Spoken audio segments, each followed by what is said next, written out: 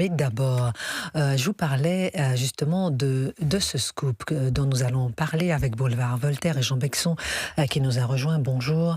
Le 8 mai à Paris, place du Panthéon, lors d'un rassemblement Antifa, un stand a ouvertement appelé à soutenir financièrement, a priori, les meurtriers présumés de Quentin Derenque tué à Lyon. Ce stand, reprenant les logos de la Jeune Garde dissoute, était juste à côté de celui de la France Insoumise. L'article de Boulevard Voltaire dénonce cette proximité choquante avec des militants antifa liés à LFI. Jean Bexon, bonjour. C'est votre enquête, c'est votre article. Comment avez-vous eu accès à ces photos, ces documents? Racontez-nous tout. Alors, j'ai un confrère de France Inter qui a infiltré les banquets du Canon Français. Et j'avoue que j'envie parce que moi, ce week-end, j'ai infiltré le rassemblement Antifa et c'était un moment qui était moins agréable, je pense, que d'infiltrer le Canon Français. Et donc, j'y suis allé comme un militant antifasciste. Je suis... Vous êtes déguisé? Comment vous êtes j'ai mis un blouson et puis... Non, pardon, ça m'intéresse. Oui. Vraiment, Jean Bexon. Comment est-ce que vous êtes arrivé, pardon, avant d'entrer dans le fond, pour vous faire passer pour un militant antifasciste? Ça m'intéresse sur la forme. Un blouson.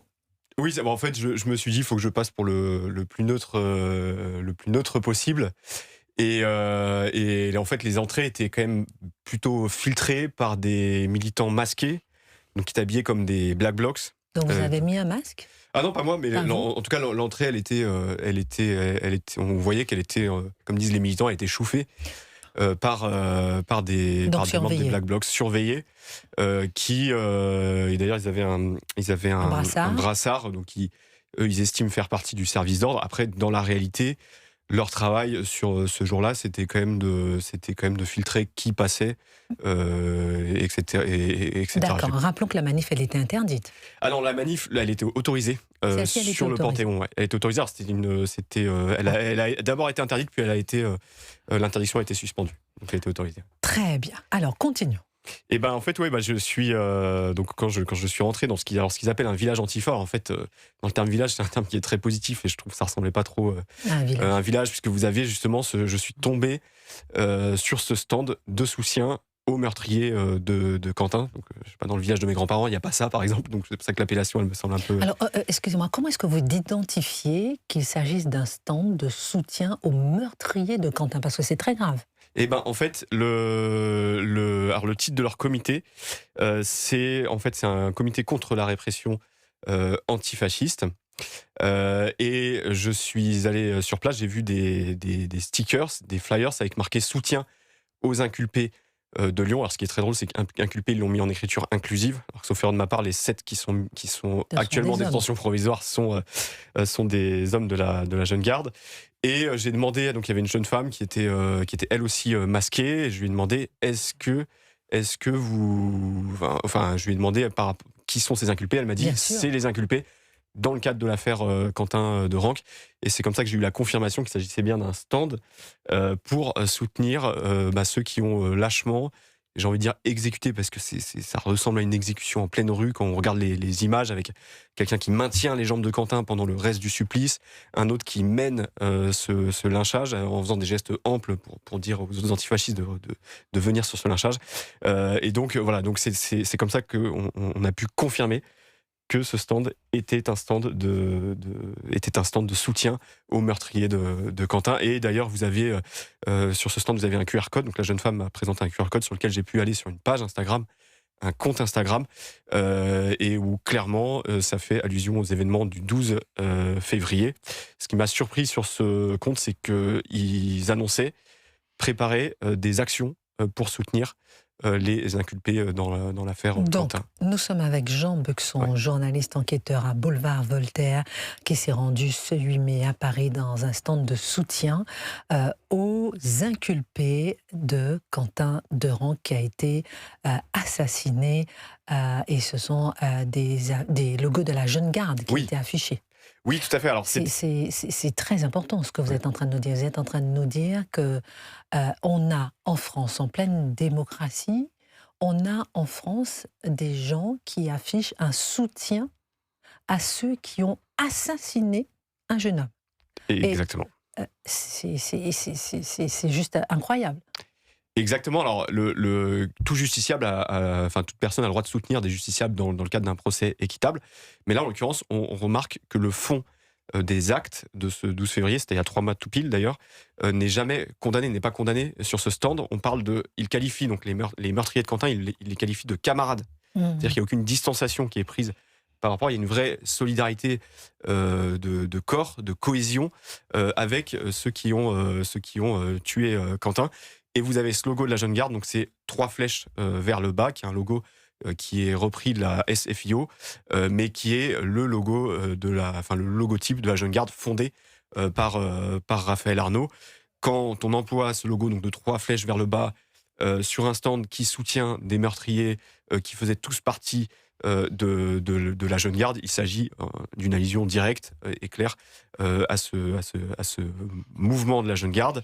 La Jeune Garde antifasciste, je précise, ça n'a rien à voir avec la Jeune Garde de Napoléon, c'est la Jeune Garde antifasciste fondée par Raphaël Arnaud, et d'ailleurs sur cette page Instagram... Et dissoute par le gouvernement. Dont la dissolution est confirmée par le Conseil d'État. Elle a été confirmée par quand le vous allez Conseil sur ce d'État. compte Instagram... La dissolution a été confirmée. C'est ça. Et quand vous allez sur ce compte Instagram, le compte Instagram est suivi par la Jeune Garde, qui existe, qui a toujours une présence sur les réseaux sociaux. Et quand vous dites soutien, qu'est-ce qu'ils demandent alors comme soutien? C'est de l'argent? Qu'est-ce qu'ils appellent un soutien aux inculpés de Quentin Deran?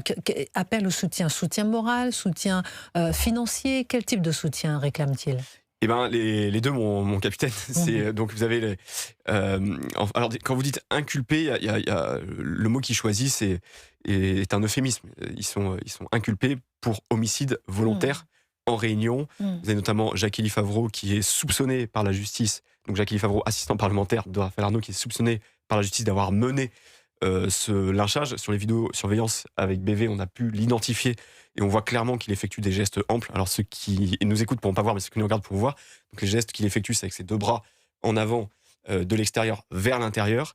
Et donc on le voit sur ces images, on voit qu'il a une posture de meneur. On voit un individu qui maintient, et je le précise parce que qui maintient les jambes de Quentin pendant que 3 autres donnent 12 coups au niveau de la tête. Pour donner un ordre de comparaison. Jean Bexon, journaliste à Boulevard Voltaire sur Europe 1. Clément Méric, par exemple, qui est aussi un drame, mais Clément Méric, donc c'était un antifasciste qui lui a été tué par des militants d'ultra-droite. Clément Méric, il a reçu 2 coups, hélas fatal. Dans le cas de Quentin, on parle de 11 coups au niveau de la tête. Alors je ne veux pas faire de comparaison d'horreur, mais c'est voilà, pour vous dire... Les antifas font la comparaison. Souvent. Oui, d'ailleurs. Clément Méric, voilà. Oui, voilà, exactement. Mais en tout cas, voilà. Donc quand on dit inculpé, c'est pas, il s'agit pas de. Voilà l'étalage. Voilà, c'est exactement. Oui, c'est ça. C'est une horreur ce qu'ils ont commis. C'est d'une infinie lâcheté parce que Quentin était au sol, étendu. Donc les soutiens qui sont demandés, ça va être justement cet appel à l'action, et ça on ne sait pas de quelle action il s'agit. Oui, c'est ça, quel type d'action, on ne sait pas. Et ben, il y en a eu plusieurs en fait. Il y a eu des actions, notamment, il y a eu des tags, il y a eu une fresque je crois que c'était nos confrères de Frontières qui l'ont montré dans Paris. Il y avait une fresque avec le visage de Quentin avec la tête qui est frappée et avec une allusion à Dieu et à sa religion. Donc il y a des actions de ce type qui sont menées depuis 3 mois. Il y a aussi des banderoles avec marqué on ne pleure pas des nazis. On a donc évidemment là on a une nazification de l'adversaire pour blanchir les coupables. Cette stratégie de désinformation, dans le fond, c'est ça, c'est d'oublier le fait de ce qui s'est passé.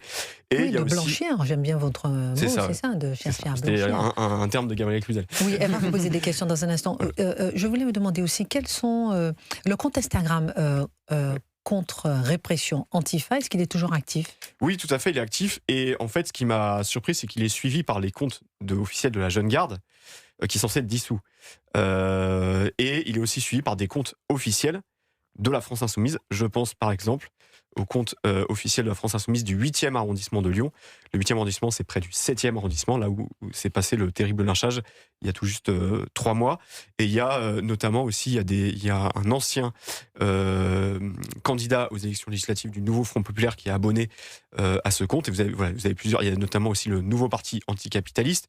Donc vous avez des partis qui se présentent aux élections, qui soutiennent ce compte. Et donc voilà, sur ce stand, vous aviez cet appel à soutien, mais vraiment de soutien des camarades. C'était pas juste, si vous voulez, aider un justiciable à pouvoir financer ses frais de justice. C'était vraiment un appel à la cohésion autour de ces... Nous sommes en direct sur Europe 1, il est 11h54 avec Jean Bexon, journaliste à Boulevard Voltaire, qui a découvert à Paris ce 8 mai un stand de soutien aux inculpés de Quentin Derenque. Officiellement, Gabrielle Cluzel, vous vous interrogez. Oui, moi, ce que je ne m'explique pas, on pourra peut-être revenir après sur les stands à côté de la France Insoumise, parce que il y avait une proximité, nous sommes d'accord sur le. Mais je pense que Christine en parlait. Mais ce que je m'explique pas, c'est que cette manifestation a été autorisée. Oui. Il y a des signes objectifs et visibles de, je ne sais pas comment appeler ça, autrement que reconstitution d'un groupe dissous, d'une ligue dissoute, pour utiliser une vieille expression. Et la police devait être là, j'imagine. Et néanmoins, personne ne bronche, c'est pas grave. La jeune garde, elle continue d'exister sur ses réseaux sociaux et puis matériellement, donc sur cette place. Moi, c'est vrai que ça me paraît assez fou. Alors, il n'y avait aucun effectif de police à l'intérieur, en uniforme à l'intérieur du rassemblement Antifa. Il y en avait autour. Moi, ce qui m'a surpris, c'est que... Alors, vous savez, les Antifa n'arrêtent pas de dire que la police soutient l'ultra-droite, etc. Là, j'ai vu des groupes de Black Blocs à 5 mètres des groupes de policiers.